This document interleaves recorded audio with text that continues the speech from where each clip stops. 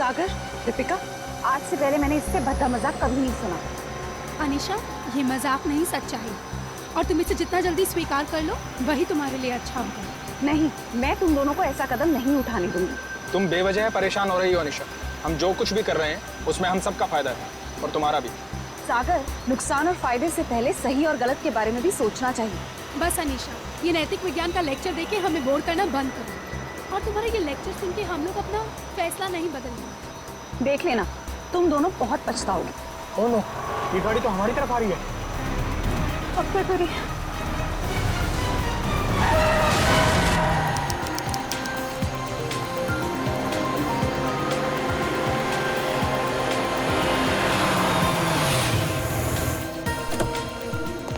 Hello sir. Hello. Hello ma'am. Sagar, क्या तुम मीर को अकेले ऊपर तक लेके जा पाओगे? पहले भी कई बार लेके गया हूँ। शराब पीने के बाद हमेशा ड्रामे करता है।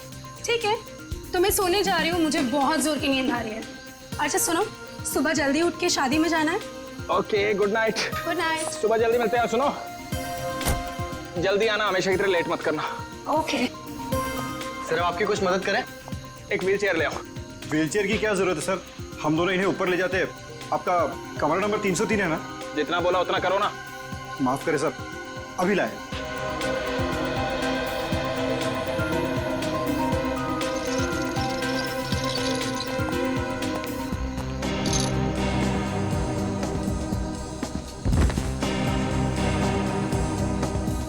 उठाओ इसे।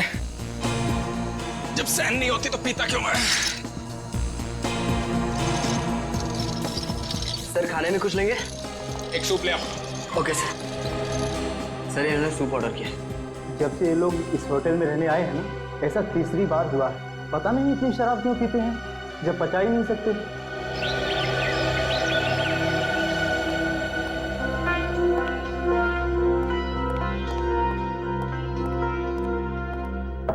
अगर साहब, मीर साहब, सर रूम सर्विस।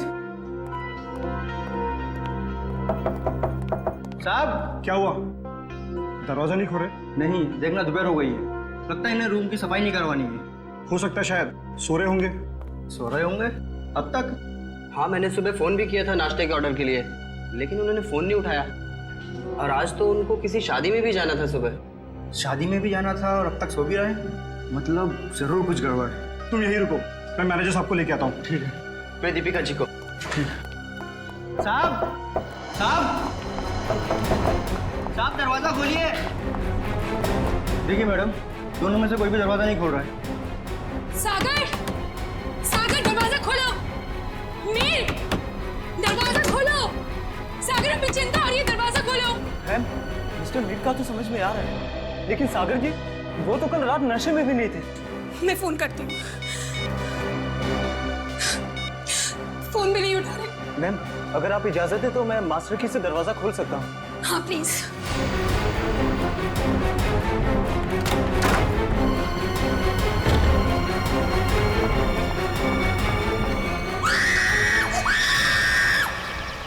नील, तुम सोच भी नहीं सकते मैं इन छुट्टियों को लेके कितनी उत्सुक हूँ। आखिरकार तुम्हारे ऑफिस वाले और मेरे ऑफिस वाले राजी हो ही गए और हमें एक हफ्ते की छुट्टी दे दी। भाई समझ में नहीं आता कि इंसान अगर दिन में 14 घंटे काम करेगा तो भाई अपनी खूबसूरत बीवी के साथ वक्त कब बिताएगा? नहीं नील, तुम अपनी आंखें सड़क पर रखो। तुम जानते हो ना, तुम जब भी गाड़ी चलाते हो मुझे कितना डर लगता है। अरे तुम बेवजह घबरा रही हो। हाँ, अरे वो देखो, वो क्या है? वहाँ कोई लड़की जख्मी पड़ी है। देखो देखो। नील, हमें उसकी मदद करनी चाहिए। हाँ, सुनिए, सुनिए, आंखें खोलिए।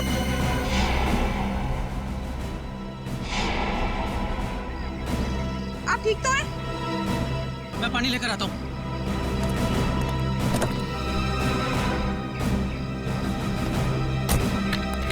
ये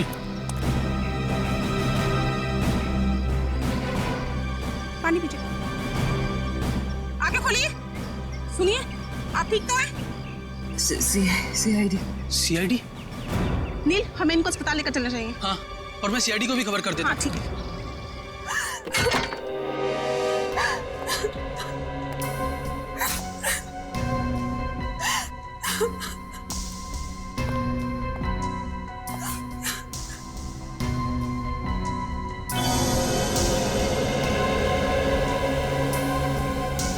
एसी भी ऑन है और खिड़की भी खुली है। आप लोगों में से किसी ने यहाँ किसी चीज को हाथ तो नहीं लगाया? नहीं सर, मैंने बस नब्ज देखी और आपको फोन करके बुला लिया। मुझे तो यकीन ही नहीं हो रहा है कि सागर और मीर नहीं रहे। कल रात तक तो अच्छे भले थे दोनों।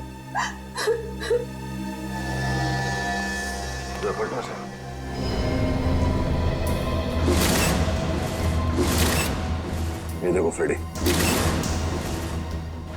मीर का खून गला घोट के किया गया है। हाँ सर, गले पे लाल निशान साफ साफ दिख रहा है। निशान देख के लगता है कि नायलॉन के रस्सी से गला घोटा गया इसका।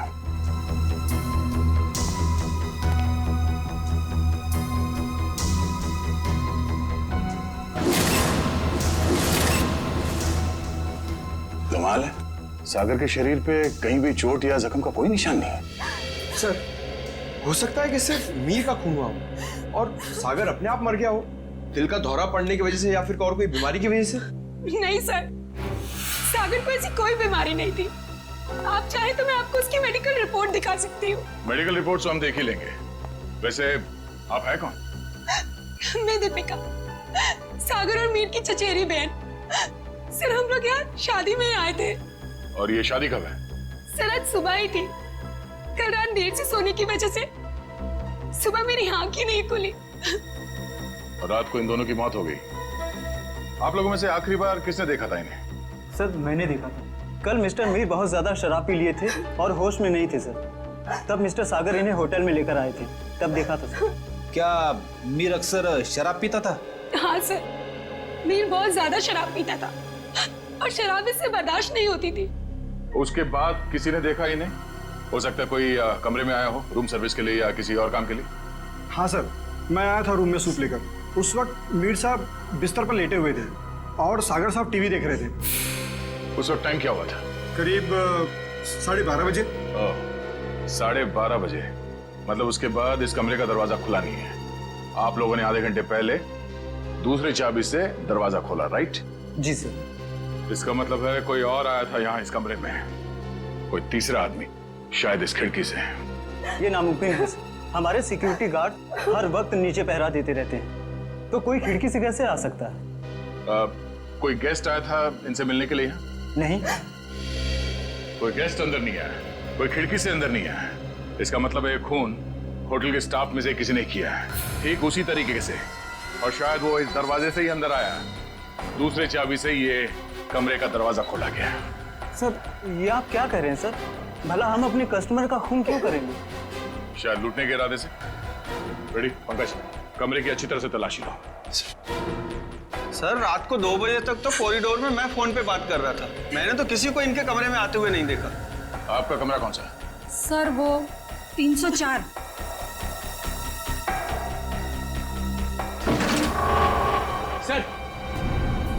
सर, इस ड्रॉर में पैसे मिले सर। पैसे? ओह, मतलब ये खून पैसों के लिए नहीं किया गया। और कमरे की हालत भी एकदम दुरुस्त है, ऐसा लगता नहीं है कि कोई हाथापाई हुई यहाँ पे। हाँ सर, अगर कोई बाहर वाला आदमी होता तो अपनी जान बचाने के लिए इन्होंने हाथापाई तो की होती। इसका मतलब ये है कि जो कोई भी था वो जान पहचान वाला ही था। क्यों दीपिका जी? सर, आप मुझ पे शक कर रहे हैं? नहीं नहीं, मैं तो सिर्फ कह रहा हूँ कि इस कमरे के अंदर क्या हुआ किसी को नहीं मालूम, एक पहेली है। सर, मोबाइल फोन मिला है। सर, ये तो सागर का फोन है। सागर का फोन? और मीर का फोन मिला? नहीं। मीर का फोन? सर, पता नहीं कहाँ है। कोई बात नहीं, हम पता लगा लेंगे। बड़ी पंकज, आसपास दूसरे कमरों की भी तलाशी लो और यहाँ पे जितने उंगलियों के निशान मिलते हैं सब उठा लो। हेलो? हाँ? क्या? कहाँ पे? एक्सक्यूज मी, ये वार्ड नंबर 3 का है? उस तरफ। इस तरफ।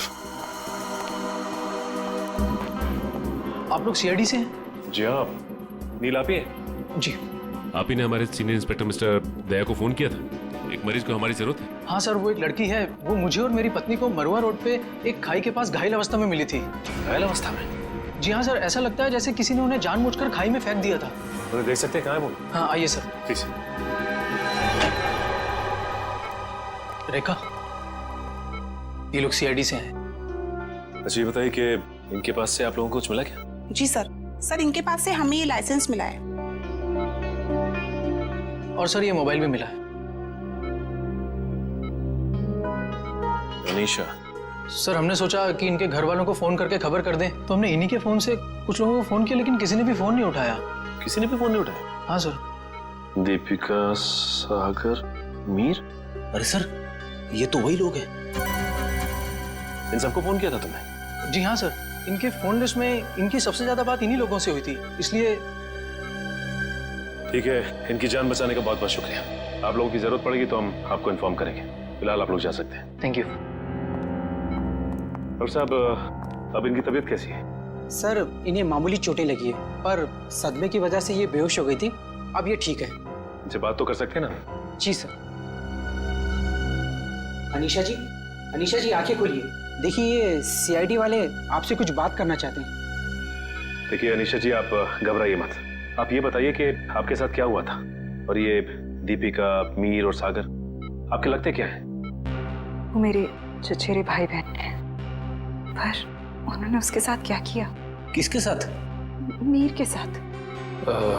देखिए अनीशा जी, मीर की मौत हो चुकी है और साथ ही साथ सागर की भी। क्या? हे भगवान, मुझे पहले ही लग रहा था जैसे कुछ गलत होने वाला है। अनीशा जी, आप क्या कहना चाहती हैं? प्लीज साफ साफ कहिए। हमारे एक रिश्तेदार की शादी होने वाली थी। कल रात हम चारों उसी के संगीत के फंक्शन से वापस लौट रहे थे, तभी मरुआ रोड पे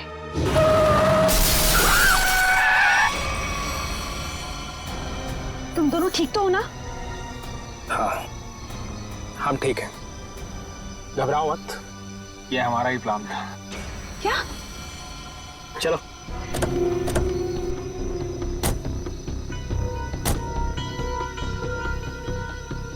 मीर का मोबाइल फोन रास्ते में कहीं फेंक देना, और ध्यान रहे जब तक हमें हमारा पैसा ना मिल जाए, मीर बेहोश ही रहना चाहिए। ये लो नया सिम कार्ड। मीर के परिवार वालों से फिरौती की मांग इसी नंबर से करनी है। और हाँ, हमें फोन मत करना, वक्त आने पर हम लोग खुद कांटेक्ट करेंगे। नहीं, मैं तुम दोनों को ऐसा कुछ नहीं करने दूंगी। मीर हमारा चचेरा भाई है। अनीशा, तुम हमारे प्लान में दखल अंदाजी मत करो, वरना क्या? मीर को हम बाद में खुद देख लेंगे, पहले तुम इसको ठिकाने लगाओ। ये क्या कर रही हो तुम मेरे साथ? दीपिका, तुम मेरे साथ ऐसा कैसे कर सकती हो? दीपिका और सागर पैसों के लिए कुछ भी कर सकते हैं। छोड़ो मुझे। ओह, तो मतलब दीपिका और सागर अपने चचेरे भाई मीर को अगवा करना चाहते थे? हाँ सर, अगर ये बात मुझे पहले पता होती कि उनके दिमाग में ऐसी कोई खिचड़ी पक रही है, तो मैं मीर को पहले ही सावधान कर देती। लेकिन मैं भी फंस गई बेवजह उनके प्लान में, और जब मैंने उनका साथ देने से इनकार कर दिया तो उन्होंने मुझे चलती गाड़ी से नीचे खाई में फेंक दिया। क्या जमाना आ गया है, रिश्तेदार एक दूसरे के साथ ऐसी घिनौनी हरकत कर सकते हैं? वो तो अच्छा हुआ, वहाँ एक पेड़ की वजह से मैं खाई में नीचे गिरते गिरते बच गई, वरना मैं भी मीर के साथ मारी जाती। मगर सागर की मौत कैसे हुई? इसी का पता हम भी लगा रहे हैं। सर, लगता है दीपिका इस पूरे जुर्म में मिली हुई है। उसी ने होटल के कमरे में जाके दोनों को मार दिया। वही तो, तभी तो उसने हमें अनीशा जी के बारे में भी नहीं बताया। लेकिन वो मीर को मारेंगे क्यों? वो तो सिर्फ उससे पैसे चाहते थे। तभी तो वहां पे उन्होंने कुछ गुंडों को भी बुलाया था, जिससे कि मीर को पता ना चल पाए कि उसे अगवा किया किसने। हो सकता है सागर और दीपिका के बीच में पैसे के बंटवारे को लेके लड़ाई झगड़ा हो, और इसीलिए वो लोग अपने प्लान में कामयाब नहीं हो सके। हेलो पंकज, हमें शक है कि मीर और सागर के खून में दीपिका का हाथ है। एक काम करो, उसे जल्द से जल्द अरेस्ट कर लो। क्या? दीपिका भाग गई? ठीक है। दीपिका होटल से भाग गई? हाँ फ्रेडी, दीपिका भाग गई। अनीशा जी, इस केस को सॉल्व करने में हमें आपकी मदद चाहिए। जरूर सर, मैं आपकी मदद करने के लिए तैयार हूँ। क्या बात है डॉक्टर साहब, बड़ी मेहनत हो रही है। आपकी डॉक्टर तारिका, वो तो चली गई छुट्टी लेकर के, और दो लाशों का बोझ मेरे कंधों पर। अरे सर, तारिका जी को थोड़ी ना मालूम था कि ऐसा केस आने वाला है, और वैसे भी उन्होंने पहले से आपसे छुट्टी ली थी, और सारी टिकट वगैरह पहले से ही बुक हो चुकी थी।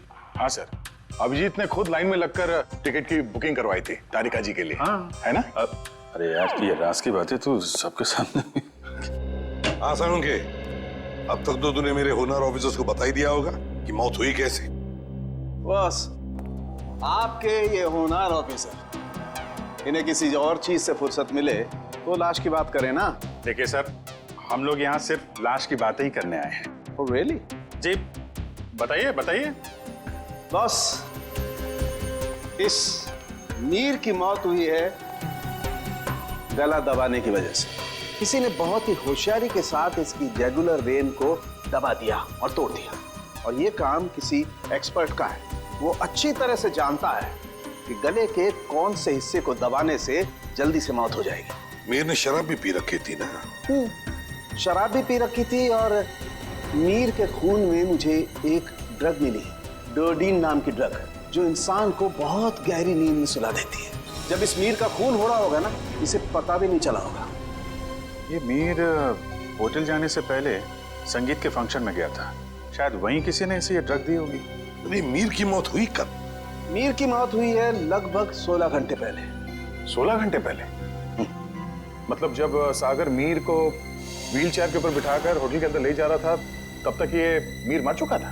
बिल्कुल दया। इनफैक्ट सागर मीर को नहीं, मीर की लाश को कमरे में ले जा रहा था। तो सागर की मौत कब हुई? सागर की मौत हुई है मीर की मौत के ठीक 12 घंटे के बाद, और सागर की बॉडी पर कहीं किसी किस्म की चोट के निशान नहीं। तो फिर इसकी मौत हुई कैसे साळुंखे? इसकी मौत हुई है सफोकेशन की वजह से। किसी वजह से इसका दम घुट गया, ऑक्सीजन ने इसके फेफड़ों में जाना बंद कर दिया, और इसी वजह से सागर की मौत हो गई। पर सर, सागर का दम घुटा कैसे? ये पता लगाना भी बाकी है, लेकिन हाँ, फिलहाल मैं आप लोगों को एक बहुत अहम सुराग दे सकता हूँ। क्या? क्या सुराग? एक मिनट।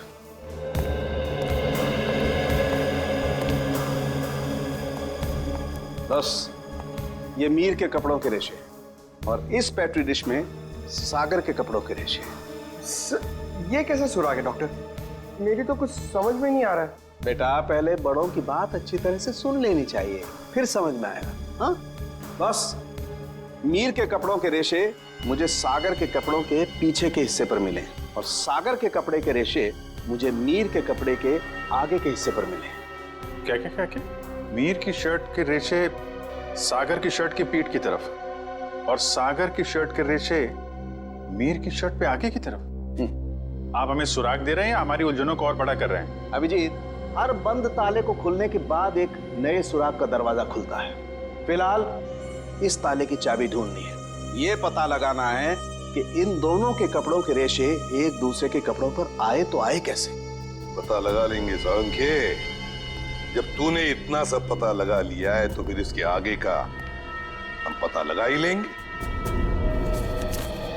सर, उस दीपिका का कुछ पता नहीं चल रहा है सर। वो ना तो अपने घर गई, ना कोई सहेली के पास, और तो और सर उसने अपना फोन होटल के बाहर ही कहीं फेंक दिया ताकि हम लोग उसका पीछा ना कर सके। इसका एक ही मतलब हो सकता है कि दीपिका का कोई ना कोई संबंध जरूर है मीर के खून के साथ, इसीलिए तो वो गायब हो गई। सर, अगर ऐसी बात है तो दीपिका को पहले ही गायब हो जाना चाहिए था। वो हमसे मिली क्यों? शायद उसे ये पता नहीं था कि सागर की भी मौत हो जाएगी, और जैसे सागर की मौत होगी सारी बाजी पलट गई। और फिर अनीशा ने भी तो ये कहा था ना। हाँ सर, अनीशा को भी मालूम नहीं है दीपिका कहाँ जा सकती है, और मीर को संगीत समारोह में ड्रग किसने दिया ये भी वो नहीं जानती। सो लगता है सागर और दीपिका के मिली भगत में ये बेचारी अनीशा बेवजह फंस गई है। सर, हाँ सर, सागर के फोन रिकॉर्ड्स मिल गए, लेकिन रिकॉर्ड्स में एक बहुत अजीब बात है। क्या? सर, यही कि कल रात से लेकर आज सुबह 6 बजे तक सागर को मीर के नंबर से कॉल्स आए। मीर? ये कैसे हो सकता है सर? मीर तो मर चुका है, फिर उसका नंबर कौन यूज कर रहा है? सीधी बात है, अगर मीर मर चुका है तो फिर उसका फोन कौन इस्तेमाल कर सकता है? वो खून ही इस्तेमाल कर सकता है ना सागर को फोन करने के लिए। तभी मीर का फोन मिला नहीं हमें होटल के कमरे में से। शायद ये फोन दीपिका के पास ही है सर। ये देखो, सागर की मौत के कुछ ही मिनट पहले उसे एक अनजान नंबर से फोन आया था। अनजान नंबर से। अनजान नंबर? सर, फिर तो सागर की मौत का और इस अनजान नंबर वाले का कुछ ना कुछ संबंध तो है। पता लगाना पड़ेगा इन दोनों फोन्स के बारे में, मीर का फोन नंबर और फिर इस अनजान नंबर के बारे में।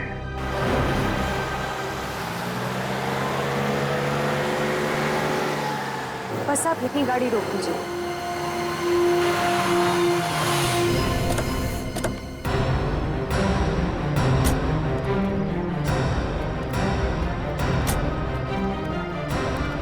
हाँ निशा, क्या ये वही जगह है? हाँ सर, ये वही जगह है जहाँ गुंडों ने हमारी गाड़ी रोकी थी और फिर मुझे दूसरी गाड़ी में डाल दिया खाई में फेंकने के लिए। और दीपिका और सागर उस दिशा में चले गए थे। दीपिका और सागर उस दिशा में चले गए? जी सर। लेकिन एक बात बताओ निशा, तुम्हें पूरा यकीन है कि ये वही जगह है, वही सड़क है? रात का समय था, हो सकता है तुम कुछ भूल कर रही हो। नहीं सर, मुझे पूरा यकीन है ये वही जगह है। जब गुंडे हमारी गाड़ी के आगे आए थे तो हमारी गाड़ी वो पेड़ से टकराई थी। उस पेड़ से? जी सर।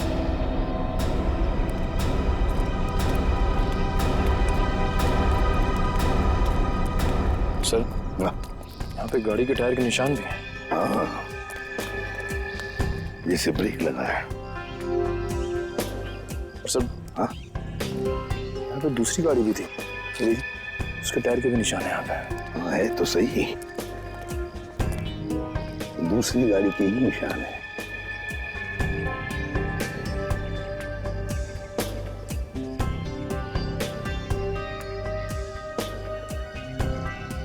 ये देखो, कांच के टुकड़े, कांच के टुकड़े। सर शायद मीर और दीपिका की गाड़ी के होंगे। हाँ, हो सकता है। लेकिन सर, उनकी गाड़ी जब होटल में आई थी तो सही सलामत थी। वही तो फ्रेडी, वही तो। जब उनकी गाड़ी होटल में आई थी तो बिल्कुल सही सलामत थी। जरूर गाड़ी की मरम्मत की गई होगी, क्योंकि जब हमने गाड़ी होटल पर देखी तो बिल्कुल वैसे के वैसे थी जैसे कुछ भी नहीं हुआ था उस गाड़ी को। ये कुछ और ही चक्कर है।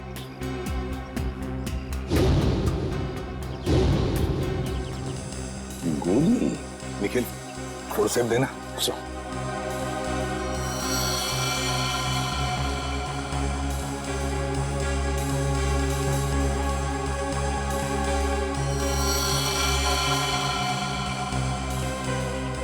गोली चली है यहाँ पर। अनिशा, जब गुंडों के साथ मुठभेड़ हुई तब क्या किसी ने गोली चलाई थी या गोली चली थी? नहीं सर, मेरे सामने तो नहीं चलाई, पर हो सकता है मेरे जाने के बाद चली हो। तुम्हारे जाने के बाद? अनिशा के जाने के बाद गोली चली थी?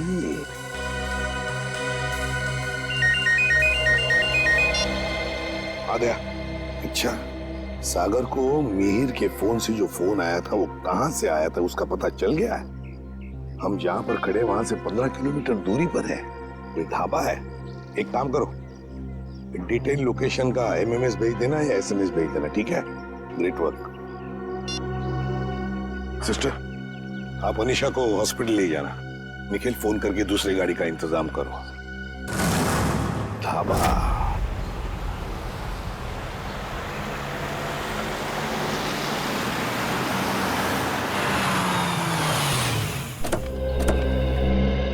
ये है वो प्रकाश ढाबा, यहाँ से किया गया था सागर को फोन। आइए आइए साहब, क्या खिलाऊं आपको? दाल मखनी, कढ़ाई पनीर या फिर सरसों का साग? बस कर यार, और नाम मत लेना वरना मेरे चूहों में पेट दौड़ने लगेंगे। सॉरी सर, मेरे पेट में चूहे दौड़ने लगेंगे। तो अच्छी बात है ना साहब, हमारा धंधा और बढ़ेगा। देखो, हम यहाँ खाना खाने के लिए नहीं, तहकीकात करने के लिए आए हैं। हम लोग सीआईडी से हैं। सीआईडी? तू चुप रहे छोटू। साहब, हुआ क्या है? हमने तो कुछ नहीं किया। हाँ, वो तो पता लगा ही लेंगे। खैर, पहले ये बताओ, 14 तारीख की रात को क्या तुम्हारे यहाँ एक कस्टमर आया था जो रात भर तुम्हारे इस ढाबे पर ही था? रात भर? हाँ, रात भर 10 बजे से लेके 6 बजे तक। क्या वो रात भर फोन पे ही बात कर रहा था? साहब, ढाबे पे तो नहीं था, पर हाँ, सड़क के उस पार एक गाड़ी खड़ी थी जिसके अंदर एक आदमी बैठा था और वो किसी से फोन पे बात कर रहा था। तो क्या तुमने उसे अच्छी तरह से देखा? नहीं साहब, अंधेरा था, इसके लिए चेहरा नहीं देख पाया। अच्छा, क्या वो अकेली गाड़ी में था या उसके साथ कोई और भी था? उसके साथ ड्राइवर था साहब, वो 2-3 दफा चाय लेने आया, खुद के लिए और वो दूसरे आदमी के लिए भी। और हाँ साहब, उसने कैंची भी तो मांगी थी। हाँ, कैंची मांगी थी? वो किस लिए? क्या मालूम साहब, बड़ा ही अजीब था वो ड्राइवर। गाड़ी से उतरा, मिट्टी और पत्थर जमा करके फिर से गाड़ी में बैठ गया। क्या जमाना आ गया है सर, आजकल लोग सड़क पर से पत्थर और मिट्टी भी चुराने लगे। किसी और काम के लिए फ्रेडी, पत्थर और मिट्टी किसी और काम के लिए।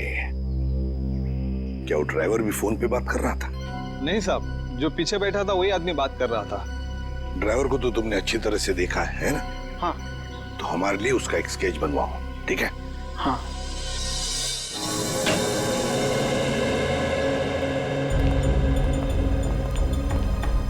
ये है वो उलझी हुई पहली डॉक्टर। मीर की लाश यहाँ पड़ी थी, सागर की वहाँ। मीर की मौत 7:30 बजे हुई थी और सागर की उसके 12 घंटे के बाद, है ना? और मीर की मौत की वजह है नायलॉन की रस्सी से गला दबाना, सागर की मौत की वजह है दम घुटना। पर अभिजीत, कमरे में कोई तीसरा आदमी था नहीं, क्योंकि कमरे का दरवाजा अंदर से बंद था। सर, इस केस में सबसे अजीब बात तो यह है कि सागर ने मीर की लाश के साथ 12 घंटे क्यों गुजारे? और सर, मीर का खून सागर ने किया होता तो वो लाश को वापस होटल में लाने का खतरा क्यों उठाता? अक्सर खूनी खून करने के बाद लाश को किसी सुनसान जगह फेंक देता है। तुम दोनों के सवालों का जवाब इस चलते हुए एसी और इस खुली हुई खिड़की के बीच छुपा हुआ है, जो दया को क्राइम सीन पे दिखाता है। सर, ये भी तो हो सकता है कि सागर का दम घुट रहा हो और उसने खिड़की खोल दी हो ताकि खुली हवा में सांस ले सके। नहीं सचिन, बात इतनी आसान नहीं है। मैंने बताया था ना आप लोगों को कि मुझे मीर की कमीज पर सागर की शर्ट के रेशे और सागर की शर्ट पर मीर की कमीज के रेशे मिले। दोनों की कमीजों पर एक दूसरे के कपड़े के रेशे हैं। Yes sir. सर, ये दोनों की कमीज पे एक दूसरे का धागा मिलना, चलते हुए एसी के बाद भी खिड़की का खुला हुआ होना, ये एक ही बात की तरफ इशारा कर रहा है। और वो क्या है? कि सागर ने मीर की लाश को दोबारा यहाँ लाने का खतरा इसलिए उठाया ताकि वो मीर की मौत को हादसा या फिर खुदकुशी का रूप दे सके। यानी सर, सागर ने पहले लाश को उठाया और फिर खिड़की से बाहर फेंकने की कोशिश की। एग्जैक्टली। उसने सोचा होगा कि सबसे कह दूंगा कि शराब के नशे में मीर खिड़की के नीचे गिर गया, लेकिन इसके पहले कि वो अपने प्लान में कामयाब हो पाता, उसकी मौत हो। हाँ सर, ये गुत्थी आधी तो सुलझ गई, लेकिन एक बात समझ में नहीं आई कि इस कमरे में सागर और मीर के अलावा कोई भी नहीं था, तो फिर सागर की मौत अचानक कैसे हुई? सचिन, उसकी मौत का राज उस अनजान फोन कॉल में छुपा हुआ है जो उसे सुबह सुबह आया था। हाँ पंकज, अनजान कॉल का पता चल चुका है कहाँ से की गई थी? Very good. कौन सी जगह? Jhula tower. Okay okay okay okay, thank you very much Pankaj, thank you ji. Jhula tower तो वो रही बिल्कुल सामने, जो अभी तक पूरी बनी भी नहीं है। या डॉक्टर साहब, सर आप यहाँ देखिए, तब तक हम लोग झूला टावर का चक्कर मार के आते हैं, देखते हैं वहां पे क्या हुआ था।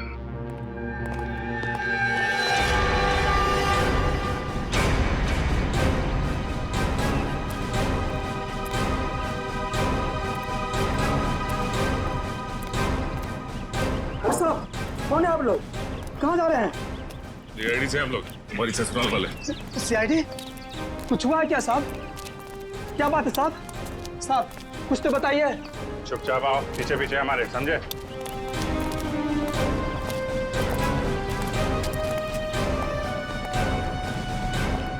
ये देखो, यहाँ से कमरा नंबर 303 बिल्कुल साफ साफ दिख रहा है। जरूर उस आदमी ने सागर को यहीं से फोन किया होगा। परसों रात तुम ही ड्यूटी पे थे यहाँ पे? हाँ साहब, मैं तो हर रात यहाँ ड्यूटी पर ही रहता हूँ। तो जरा ठीक से याद करके बताओ, परसों रात यहाँ पे कोई अजनबी आया था इस बिल्डिंग में? साहब कुछ कॉलेज के बच्चे थे, कह रहे थे किसी पिक्चर की शूटिंग करनी है। पिक्चर की शूटिंग? कौन सी पिक्चर, क्या बताया उन लोगों ने? उन्होंने कहा कोई छोटी सी पिक्चर की शूटिंग करनी है कॉलेज के एग्जाम के लिए। उन्होंने मुझे 15,000 रुपये दिए और तुमने उन्हें अनुमति दे दी यहाँ शूट करने की? जी, मुझे लगा मेरी और मेरे बच्चों की मदद भी हो जाएगी। और खूनी की भी। खूनी? हाँ खूनी। तुम ही बताओ, उन लोगों का नाम नंबर कुछ है तुम्हारे पास?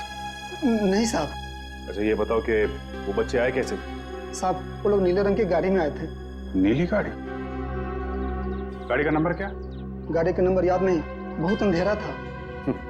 अच्छी चौकीदारी कर रहे हो, उनका नाम पता तक नहीं लिया तुमने, सिर्फ गाड़ी का रंग याद है बस। गलती हो गई साहब। पर हाँ साहब, एक बात है जो शायद आपको कुछ काम आ जाए। क्या बात? साहब वो लोग उस कैमरे की बात कर रहे थे जो आपने साथ लेकर के आए थे। कह रहे थे महंगा है, संभाल के रखना, भाड़ा देना है। भाड़े का कैमरा? सर श्रेया और पंकज लगे हुए हैं कि स्टूडेंट्स ने फिल्म का कैमरा कहां से किराए पे लिया था। गुड। और दया, ड्राइवर का स्केच बन गया? हाँ सर, वो स्केच हमने सभी एम्प्लॉयमेंट एजेंसी में भेज दी है। बहुत जल्द उसकी पहचान हमारे सामने होगी। तू यहाँ? हाँ यार, लैब में बैठा बैठा बोर हो रहा था। मैंने सोचा आप लोगों के साथ ब्यूरो में चल के चाय पी लेता हूँ। अरे चाय तो हम आपको जरूर पिलाएंगे डॉक्टर साहब, लेकिन ऐसा कौन सा सबूत हाथ लग गया है जो आप भागे भागे यहाँ चले आए? सुराग हाथ में तो नहीं लगा है अभिजीत, लेकिन लगने वाला है। ये देखो, ये चार्ट देख रहे हो? ये तो कोई कैलकुलेशन चार्ट लगता है। किस चीज का चार्ट है ये? बॉस, ये मीर और सागर की मौत का कैलकुलेशन चार्ट है। अगर मेरी कैलकुलेशन सही निकल गई ना, तो इस सागर के दम घुटने का राज यूं पता चल जाएगा, यूं। सर आइए। सर, ये मिस्टर सोहन है। उन कॉलेज स्टूडेंट्स को कैमरा किराए पे इन्होंने ही दिया था। कौन से कॉलेज के स्टूडेंट्स थे वो? Sir, QR institute of medical science and research centre. ये मेडिकल कॉलेज के बच्चों को फिल्म मेकिंग में कहां से इंटरेस्ट होने लगा? कितने लोग आए थे? सर, 4 स्टूडेंट्स थे। 4 लोग? तो उनमें से किसी ने तो अपना नाम बताया होगा। हाँ सर, एक लड़के ने अपना नाम और नंबर दिया था। क्या नाम है उसका? सुनील। सर नंबर बंद आ रहा है उसका, रास्ते भर ट्राई कर रहा था मैं। जरूर इस मेडिकल स्टूडेंट में से कोई है जो इन दोनों पर नजर रख रहा था, मीर और सागर पर। हाँ सर, और सुबह जिस प्राइवेट नंबर से सागर को फोन आया था वो भी इनमें से किसी ने किया होगा।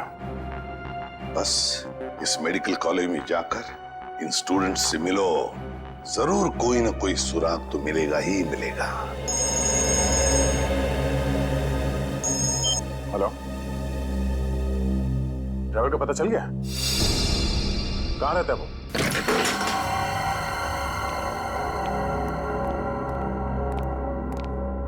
ये ड्राइवर चंदन, लगता है 9 तो 11 हो गया। तो ढूंढो।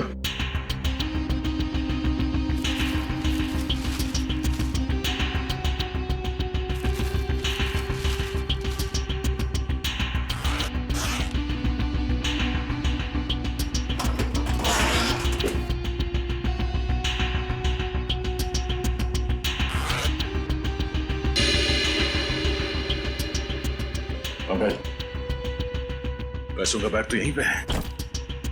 पैसों का बैग, इसका मतलब वो शहर छोड़ के भागा नहीं है। पैसे लेने जरूर वापस आएगा। अरे भाई साहब, जी साहब इधर आना। जी साहब। अरे ये चंदन कहाँ गया, कुछ पता है क्या? गाड़ी तो यही है, यही कहीं होगा। ठीक है, आप जाइए। कहीं ये वही गाड़ी तो नहीं जिसे ढाबे वाले ने देखा था? चलो देखते हैं।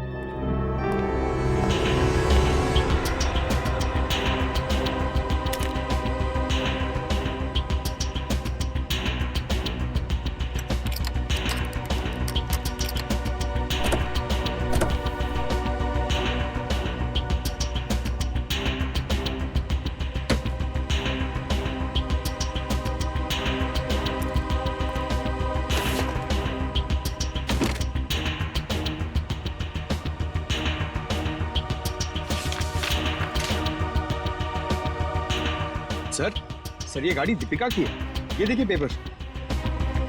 दीपिका की गाड़ी? और ये देखो, पत्थर पे सूखा हुआ खून। शायद ये वही कंकड़ पत्थर है जिन्हें ड्राइवर ढाबे के पास से इकट्ठा कर रहा था।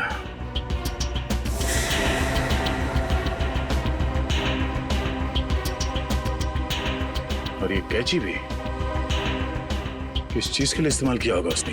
सर मुझे तो कुछ समझ में ही नहीं आ रहा है। गाड़ी का ड्राइवर भी गायब है, ये पत्थर, कैंची, इन सब चीजों का क्या संबंध है सर? पंकज, वो भी पता चल जाएगा कि जो कोई भी इस गाड़ी के पिछले सीट में बैठा था वही पूरी रात मीर के फोन के जरिए सागर से बात कर रहा था। और अब ये सूखा हुआ खून बहुत जल्द हमें उसकी असली पहचान बता देगा। करण, तू 2 दिन से क्लास क्यों नहीं आ रहा? प्रोफेसर अमन बहुत नाराज हो रहे थे। क्या करूं यार, बुखार उतर ही नहीं रहा। लगता है मुझे फ्लू हो गया। बुखार? इसका माथा तो बिल्कुल ठंडा है। सर, तुम चारों ने अपने आप को बहुत बड़ी मुसीबत में डाल लिया है। कैसी मुसीबत सर? का जवाब मैं नहीं, सीआईडी देगी। सीआईडी? बिरजू, आप सब लोग यहाँ? बहुत बड़ी भूल है जो तुम लोग को शूटिंग करने दी। सीआईडी के चक्कर में फंस गया मैं। लेकिन सीआईडी क्यों? शूटिंग करना कोई गैर कानूनी काम थोड़ी है। शूटिंग करना गैर कानूनी नहीं है, लेकिन खूनी की मदद करना गैर कानूनी है और इसके लिए तुम सबको जेल हो सकती है, समझे? सर खून?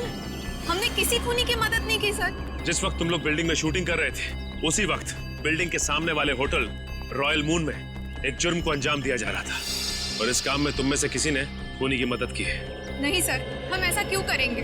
हम स्टूडेंट्स हैं, हम डॉक्टरी की पढ़ाई कर रहे हैं और ऐसा कुछ करके हम हमारा भविष्य अंधकार में क्यों डालेंगे? इसका पता तो अभी चल जाएगा। अच्छा ये बताओ कि जिस वक्त शूटिंग चल रही थी तुम में से कोई कुछ वक्त के लिए बाहर गया था क्या? हाँ सर, करण गया था ऊपर वाले फ्लोर पे अपने डायलॉग याद करने के लिए। यार अंकित, मुझे क्यों फंसा रहा है? यार मैं तुझे फंसा नहीं रहा हूँ, सिर्फ सच बता रहा हूँ। तो अपना हैंडी कैम भी लेकर गया था अपना परफॉर्मेंस रिकॉर्ड करने के लिए। हाँ सर, हैंडी कैम लेकर गया था, लेकिन जब वो वापस आया उसमें कोई वीडियो नहीं था। यार वो गलती से डिलीट हो गया था। देखो करण, झूठ मत बोलो, क्योंकि एक झूठ को छुपाने के लिए तुम 100 झूठ बोलोगे, लेकिन ये तुम सीआईडी के सामने नहीं कर सकते, समझे? इसलिए तुम्हारी भलाई इसी में है कि सब कुछ सच सच बताओ। बोलो। ये ठीक कह रहे हैं, जो कुछ भी हुआ है करण सच सच बता दो। सर मुझे डर था कि मेरी अटेंडेंस कम होने की वजह से मैं एग्जाम में फेल हो जाऊंगा। तभी अचानक मुझे किसी ने एक दिन चिट्ठी भेजी और साथ में एक सिम कार्ड भी। उस चिट्ठी में लिखा था कि उस होटल के कमरे में जो भी कुछ हो रहा है उसकी लाइव फीड रिकॉर्ड करके मैं उसे दूं और साथ में उसे फोन भी करूं, तो वो मुझे फेल होने से बचा लेगा। तो सर मैंने वैसा ही किया। मतलब अगर तुम उस जुर्म का आंखों देखा हाल भेजते और उस आदमी को यानी कि सागर को फोन करते तो तुम परीक्षा में पास हो जाते। जी सर। तुम्हारे साथ बहुत गलत हुआ है, किसी ने तुम्हारे साथ गंदा मजाक किया है और तुम उसके बहकावे में आ गए। वो खत जिसने लिखा था वो तो बच नहीं पाएगा। वैसे इस लेटर में और क्या लिखा था? उस चिट्ठी में लिखा था कि जैसे ही सागर उस आदमी को खिड़की तक लाए तो मैं सागर को फोन करूं और 5 बार घंटी बजते ही मैं वहां से चला जाऊं। तुम ऐसा कैसे कर सकते हो करण?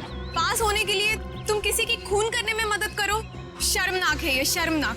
यार मैं इस बात के लिए पहले से ही शर्मिंदा हूँ। तुम्हें इस बात की शर्मिंदगी होनी भी चाहिए, समझे? अच्छा फिर फोन करने के बाद क्या हुआ? सागर ने मेरा फोन उठाया नहीं, बस वो अचानक वहीं खड़ा रहा। मैंने फोन किया, 5 बार घंटी बजी, उसके बाद फोन काट कर मैं वहाँ से चला गया। ठीक है, देखो ये सारी बात हम लोगों के बीच में ही रहे, क्योंकि मैं नहीं चाहता कि अगर खूनी हमारे आसपास है तो उसे इस बात की भनक भी लगे। मैं समझ सकता हूँ सर। और करण तुम्हें हमारे साथ चलना होगा होटल रॉयल मून में, जहाँ क्राइम हुआ है। करण अब बताओ, सागर और मीर एग्जैक्टली कहाँ पे खड़े हुए थे? यहाँ पर सर। मीर सागर के कंधों पर झूल रहा था। और तुमने सुबह 6 बजे के करीब उनको फोन किया? जी सर। करण ये समझो कि तुम सागर हो और इंस्पेक्टर सचिन मीर है। ठीक से याद करके बताओ कि सागर ने मीर को कैसे उठा रखा। आप अपनी बाजू यहाँ पर रखिए। यस सर, और अपनी मुट्ठी बंद कर लीजिए। लो, बंद किया? जी। तो इसका मतलब मीर के हाथ सागर के कंधों पे नहीं बल्कि गर्दन के पास थे। जी सर। इस तरह से? जी। और फिर तुम्हारे फोन करने के बाद क्या हुआ? मुझे कहा गया था कि फोन का रिंग 5 बार बजने के बाद तुम वहाँ से चले जाना। फोन तो बजा पर फोन सागर ने उठाया नहीं। उठाता कैसे भैया? उस वक्त तो मीर सागर का खून कर रहा था। मीर सागर का खून कर रहा था? सर ये कैसे मुमकिन है? मीर तो खुद एक लाश था। तो तुमसे किसने कहा श्रेया की लाश खून नहीं कर सकती? तुम्हारे फोन करने के बाद क्या हुआ? मुझे कहा गया था कि फोन का रिंग 5 बार बजने के बाद तुम वहाँ से चले जाना। फोन तो बजा पर फोन सागर ने उठाया नहीं। उठाता कैसे भैया? उस वक्त तो मीर सागर का खून कर रहा था। मीर सागर का खून कर रहा था? सर ये कैसे मुमकिन है? मीर तो खुद एक लाश था। तो तुमसे किसने कहा श्रेया की लाश खून नहीं कर सकती? सालुंके साहब आप भी फ्रेडी की तरह। 1 मिनट सचिन, मैं कोई आत्मा की बात नहीं कर रहा हूँ, मैं साइंस की बात कर रहा हूँ। मैं रिगर मोर्टिस की बात कर रहा हूँ। याद है अभिजीत, कुछ सालों पहले भी ऐसा ही केस हुआ था। तुम पूछना अपने एसीपी साहब से, उस केस में एक लाश ने एक आदमी को गोली मारी थी।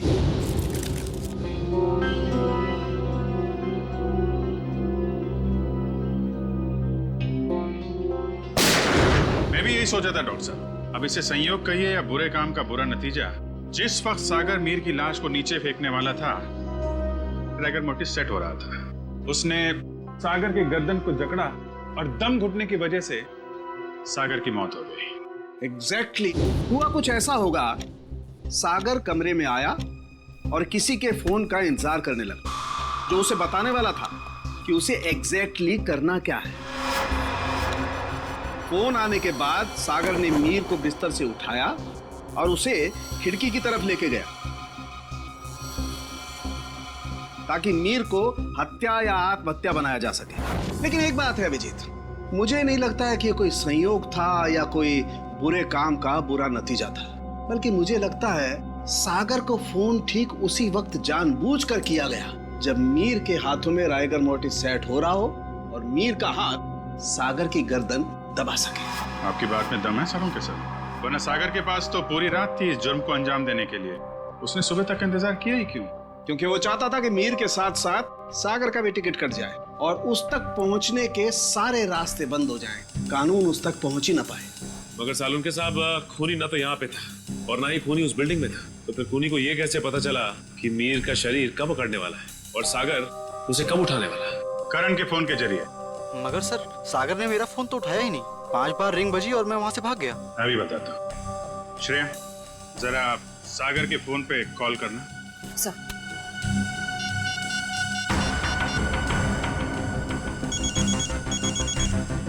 ठीक है।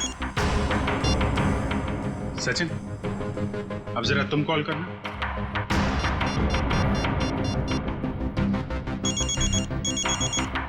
ठीक है। करण, अब तुम अपने फोन से सागर को कॉल करो।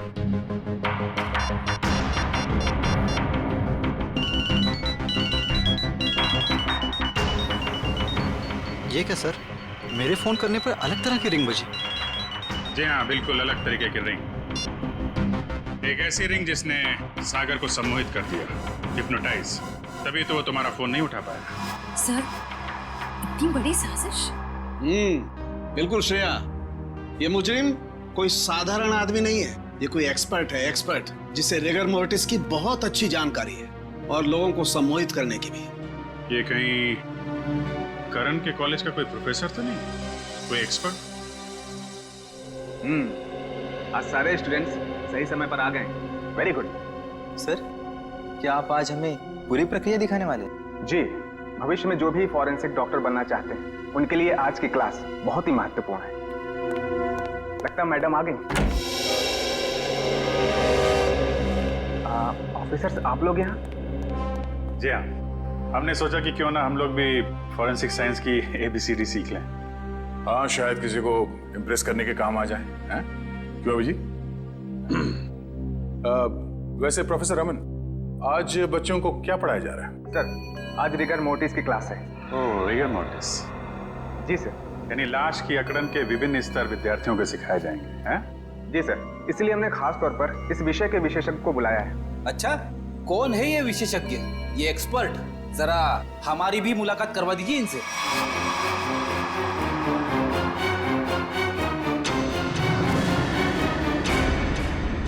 अरे फ्रेडी, विशेषज्ञ को नहीं पहचाना तुमने? हैं? प्रोफेसर अनीशा, जरा इनका खिला खिला चेहरा देखिए। ऐसी मुस्कान है इनके चेहरे पे जैसे मुजरिमों को तब होती है जब उन्हें गलतफहमी हो जाती है कि वो CID से बच गया। क्यों? ये कैसी बातें कर रहे हैं आप? वैसे खून की प्लानिंग तो वाकई बहुत सोच समझ के की थी आपने, मगर एक गलती कर दी, CID को हल्के में आंक लिया। क्या बकवास कर रहे हैं आप लोग? मैंने कोई खून नहीं किया है, मैं तो खुद घायल हूँ। उन्होंने मुझे खाई में फेंक दिया था। क्या भूल गए हैं आप लोग? हम कुछ नहीं भूले, शायद आपकी याददाश्त कमजोर है।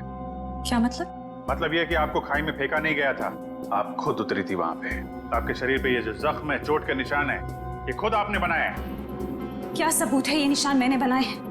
वैसे हम जानते हैं कि फॉरेंसिक डॉक्टर होने का फायदा उठाकर आपने इस केस में ज्यादा सुराग नहीं छोड़े, पर उस कार को साफ करना भूल गई आप।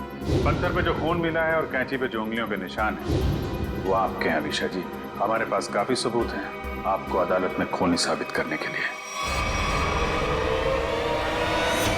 बाहर जाने के सभी दरवाजे बंद हो चुके हैं अनीशा जी। अब सिर्फ जेल का दरवाजा आपका इंतजार कर रहा है। अब बताइए, क्यों किया आपने ये सब? दीपिका और सागर ने प्लान बनाया था, मीर को किडनैप कर लेंगे और बदले में उसके ट्रस्ट से ढेर सारा पैसा मांगेंगे। उन्हें नहीं पता था कि मुझे उनके प्लान के बारे में सब कुछ पता लग गया है और बदले में उनके खिलाफ में एक और प्लान बना रही थी जो उनके प्लान से कई ज्यादा खतरनाक था। और उस ड्राइवर और दीपिका का क्या किया तुम? दोनों को मारकर जंगल में फेंक दिया नीलगंज के। शर्म आनी चाहिए तुम्हें।